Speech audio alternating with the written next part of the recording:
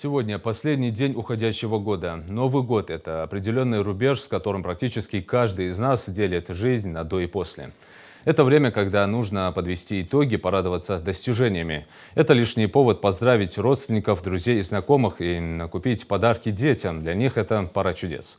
Провожают 2024 в Магасе концертом на площади Алания. Детская программа стартовала ровно в полдень. Артисты Тюза подготовили для маленьких зрителей и их родителей удивительное музыкальное путешествие.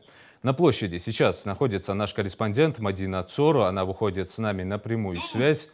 Мадина, здравствуй. Ты с самого начала мероприятия находишься на площади. Расскажи нам подробности, как все проходит. Много людей?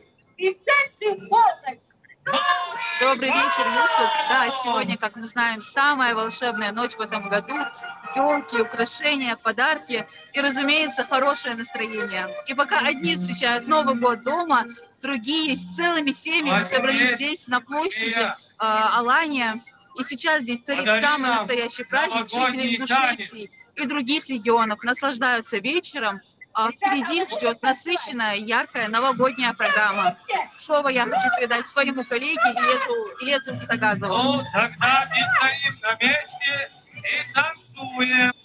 Сегодня, 31 декабря, Министерство культуры подготовило огромную хорошую программу новогоднюю. Новогоднюю хорошую программу подготовили все работники Министерства культуры Республики Ингушетия.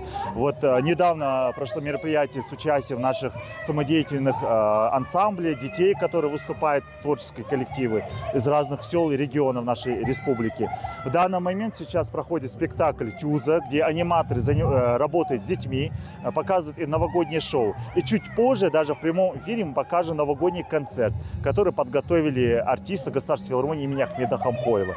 Будет очень интересно и весело. Обещаю, будет атмосфера новогодняя, поэтому приходите здесь, на главной площади нашей республики, возле башни Согласия. Ну что ж, благодарю, Мадина. Да, благодарю, Мадина. Держи нас в курсе событий в следующем выпуске новостей.